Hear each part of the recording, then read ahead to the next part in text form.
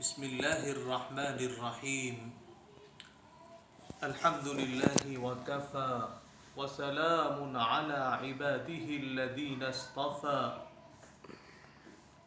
أما بعد فأعوذ بالله من الشيطان الرجيم. بسم الله الرحمن الرحيم.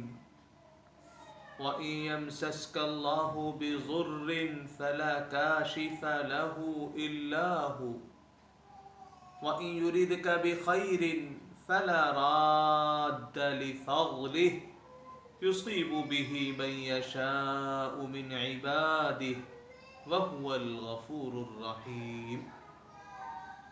صدق اللہ العظیم. ہمارا پیارا ملک بھارت اس وقت کورونا وائرس کی وبائی بیماری میں مبتلا ہے اور ہماری حکومتیں تمام احتیاطی تدابیر اختیار کر رہی ہیں اور ہمارے پیارے ملک کے تمام باشندے حکومت کے ساتھ قدم بقدم کھڑے ہوئے ہیں.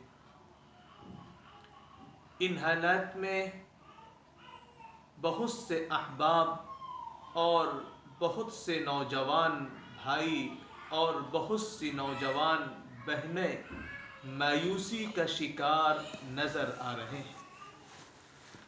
خاص طور پر بہت سے مسلم نوجوانوں کے بارے میں یہ خبریں مل رہی ہیں کہ وہ انتہائی مایوسی اور گھبراہٹ میں مبتلا ہے.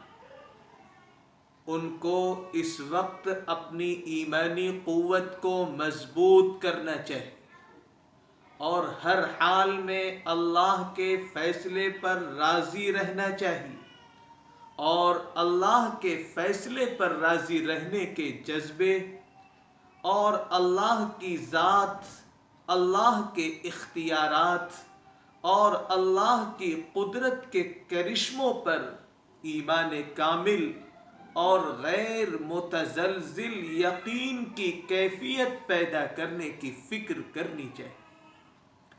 کسی بھی قسم کی مایوسی، گھبراہٹ، خوف اور ڈر ان کے پاس نہ آنے پائے.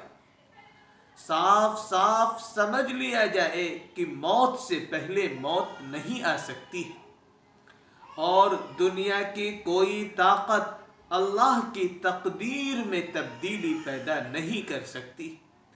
عزتیں اور ذلت اللہ کے اختیار میں ہے. اللہ کے فیصلے ہی اس دنیا میں نافذ ہوتے ہیں. صاف صاف فرمایا جا رہا وَإِن يَمْسَسْكَ اللَّهُ بِضُرٍّ فَلَا كَاشِفَ لَهُ إِلَّا هُوَ.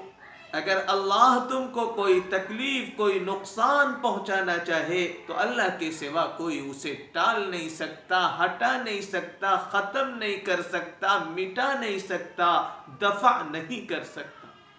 وَإِن يُرِدْكَ بِخَيْرٍ فَلَا رَادَّ لِفَضْلِهِ.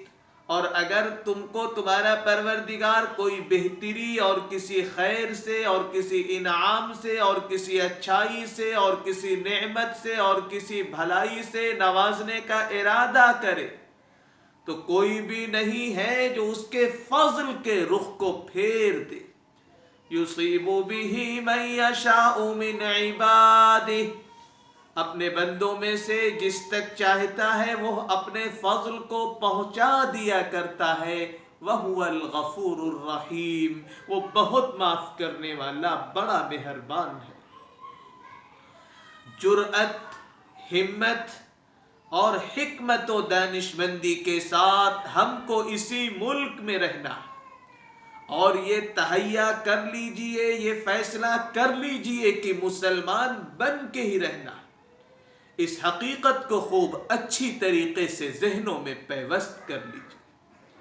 فرقہ پرستی اور نفرت کی آگ جس کے شعلے بھڑکتے ہوئے محسوس ہو رہے ہیں، نظر آ رہے ہیں، اس آگ کا مقابلہ محبت کے ساتھ، نرمی کے ساتھ، پاکیزہ اخلاق کے ساتھ اور خدمت خلق کے ذریعے کرنے کی کوشش کرنا ہے، اور یہ بتانا ہے کہ میرا پیغام محبت ہے جہاں تک پہنچے، اور اس راستے میں اگر جان بھی چلی جاتی ہے تو اس سے بڑھ کر کوئی شہادت اور کوئی قربانی نہیں ہوگی۔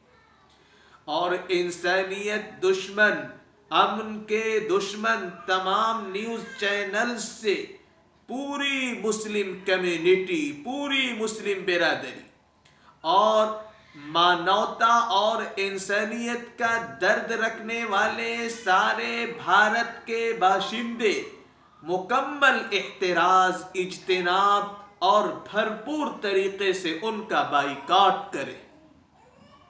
حالات کی واقفیت کے بہت سے دوسرے ذرائع ہیں، نہ ٹی وی کے ذریعے وہ چینلز دیکھے جائیں اور نہ ہی موبائل کے ذریعے ان کے چینلز کو دیکھا جائے، اور صاف ایمان والے بندے اور بندیاں سمجھ لیں یہ چھٹائی کا دور ہے، یہ چھٹائی کا مرحلہ ہے۔ آزمائشیں آئیں گی اور آ رہی ہیں تاکہ ہم کو ایمان پر ثابت قدم رکھیں، تاکہ ہمارے ایمان کا امتحان ہو۔ ہمیں ہر حال میں ایمان پر ثابت قدم رہنا ہے، ایمان کے سرمایے کی حفاظت کرنی ہے، اور اپنے ذہنوں میں بھی، اپنی نسلوں کے ذہنوں میں بھی یہ حقیقت بٹھا دینی ہے کہ ایمان جان سے زیادہ عزیز ہے، ایمان جان سے زیادہ چہیتا ہے، ایمان جان سے زیادہ پیارا۔ اللہ فرماتا ہے وَلِيُمَحِّصَ اللَّهُ الَّذِينَ آمَنُوا وَيَمْحَقَ الْكَافِرِينَ۔ یہ حالات اس لیے آتے ہیں تاکہ اللہ تبارک و تعالی ایمان والوں کو میل کچیل سے نکھار کر رکھ دے، اور حق کا اور امن و محبت کے پیغام کا انکار کرنے والوں کو ملیا میٹ کر ڈالے۔ اور فرمایا گیا کہ تم سے پہلے بھی جو قومیں، جو امتیں گزری، ہم نے ان کو آزمایا تھا، ہم نے آزمائش کی بھٹی میں ان کو تپایا تھا، اور ہم اسی طریقے سے تم کو بھی آزمائیں گے تاکہ اللہ معلوم کر لے اور دنیا بھی دیکھ لے۔ فَلَيَعْلَمَنَّ اللَّهُ الَّذِينَ صَدَقُوا وَلَيَعْلَمَنَّ الْكَاذِبِينَ۔ اللہ معلوم کر کے رہے گا کہ کون ہیں وہ لوگ جنہوں نے سچائی سے کام لیا، جنہوں نے کلمہ طیبہ اور کلمہ توحید کو اور ذات نبوی صلی اللہ علیہ وسلم کی غلامی اور اطاعت کے قلادے کو سوچ سمجھ کر دل اور زبان کی سچائی کے ساتھ اپنے گلے میں ڈالا، اور تاکہ اللہ جان لے اور دنیا بھی دیکھ لے کہ کون ہے جھوٹے، کون ہے منافق، کون ہے ایمان کا سودا کرنے والے، کون ہے ایمان کی اور دعوت کی محنت کرنے والوں پر پھپتیاں کسنے والے اور طعن و تنقید کا ان کو نشانہ بنا دینے والے۔ بہت چونکا دینے والی ایک حدیث پاک میں جناب نبی کریم صلی اللہ علیہ وسلم نے فتنوں کا تذکرہ کرتے ہوئے فرمایا تھا کہ ایمان کا سودا کرنے والے اور ایمان کو سلب کرنے والے فتنے رونما ہوں گے۔ امام ابو داود نے اپنی سنن میں اس حدیث پاک کو ذکر فرمایا ہے۔ صحابی رسول صلی اللہ علیہ وسلم حضرت عبداللہ ابن عمر رضی اللہ تعالی عنہ راوی ہیں۔ حدیث پاک کے الفاظ چونکا دینے والے ہیں۔ یصبح الرجل مؤمنا ویمسی کافرا، صبح کو آدمی ایمان کی حالت میں ہوگا اور شام تک وہ ایمان کا سودا کر چکا ہوگا، ایمان کی نعمت سے دستبردار ہو چکا ہوگا، ایمان کے سرمایے سے خالی ہو چکا ہوگا۔ یہاں تک انجام کار کیا ہوگا؟ حتی یصیر الناس الى فسطاطین، فسطاط ایمان لا نفاق فیہ وفسطاط نفاق لا ایمان فیہ، یہاں تک کہ سارے لوگ دو گروہوں میں بٹ جائیں گے۔ ایک گروہ ایمان والوں کا ہوگا، جن میں نفاق کا نام بھی نہیں ہوگا، نفاق کا شائبہ بھی نہیں ہوگا، نفاق کا ادنا شمع بھی ان میں نہیں پایا جائے گا۔ اور دوسرا گروہ منافقوں کا ہوگا جن میں ایمان کا کوئی نام نہیں ہوگا۔ یہ صورتحال ہے اور اس طرح کے معاملے ہیں، اور اہل ایمان بھی جو ایمان کا دعویٰ کرتے ہیں، جو یہ کہتے ہیں کہ ہم مسلم گھرانے میں پیدا ہوئے ہیں اور شناختی کارڈ میں مذہب کے کالم میں اسلام ہم نے لکھوا رکھا ہے، ان کے دو گروہ ہوں گے، ایک گروہ ایمان والوں کا اور دوسرا گروہ منافقوں کا۔ ایمان والوں کا گروہ امام مہدی محمد ابن عبداللہ جو مدینہ پاک کی سرزمین سے نکل کر مکہ مکرمہ تشریف لائیں گے، پھر وہاں سے شام کے علاقے میں جائیں گے، ان کا حامی ان کا ساتھ دینے والا ہوگا۔ اور دوسرا گروہ دجال اکبر اور دجالی طاقتوں کا ساتھ دینے والا اور ایمان کا سودا کرنے والا ہوگا۔ اس لیے ہمیں گھبرانا نہیں ہے، حالات آتے ہیں، آئیں گے، آتے رہیں گے، ہمیں جمنا ہے، ثابت قدم رہنا ہے، کسی بھی قیمت پر ایمان کا سودا نہیں کرنا۔ ہاں، ہمیں حکمت دانشمندی کے ساتھ ساتھ جرأت اور ہمت سے کام لینا، گھبرانا بالکل نہیں ہے، ایمان کے ڈگر پر ہی سلامتی کے ساتھ قائم رہنا ہے۔ تندیے بادے مخالف سے نہ گھبرا اے عقاب، یہ تو چلتی ہیں تجھے اونچا اڑانے کے لیے۔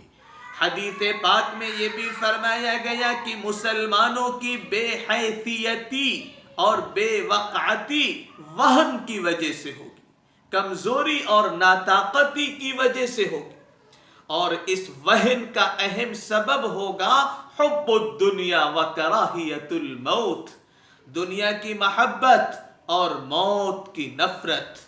کاش پوری مسلم امت اور خاص طور پر نوجوان اس حقیقت کو سمجھنے کی جسے جینا ہو مرنے کے لیے تیار ہو جائے، اپنی وسعت کے مطابق تمام جائز اسباب و وسائل اختیار کیے جائیں، حلال روزی کمانے کی تگ و دو ہو، تعلیم کے میدان میں بھی ترقی حاصل کی جائے، اور اس کی تمام کوششیں عمل میں لائی جائیں کہ یہی نبی اکرم صلی اللہ علیہ وسلم کا اسوہ اور آقا علیہ الصلاۃ والسلام کا طرز عمل ہے۔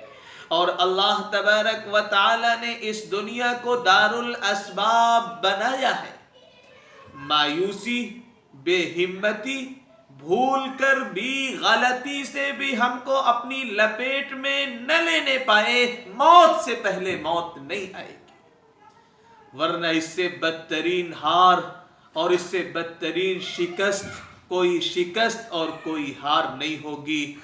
اور اس حقیقت کو بھی سمجھیے کہ ہمارے ملک بھارت میں بھی تبدیلی کا عمل تیزی سے چل رہا ہے، اور دنیا کے نظام میں بھی بہت نمایاں اور محسوس تبدیلیاں پیدا ہونے والی ہیں۔ کرونا کے بعد کی دنیا کرونا سے پہلے کی دنیا سے بہت مختلف ہونے والی ہے۔ ہم اس حقیقت کو خوب اچھی طریقے سے سمجھیں اور تمام فتنوں سے اللہ تبارک و تعالی کی پناہ طلب کرتے رہیں، اللہ سے عافیت کا سوال کریں اور تمنا کرتے رہیں سعادت کی زندگی اور شہادت کی موت کی۔ رب کریم ہم سب کے ایمان کی حفاظت فرمائے اور ہم سب کا خاتمہ بالخیر فرمائے۔ وآخر دعوانا ان الحمد للہ رب العالمین۔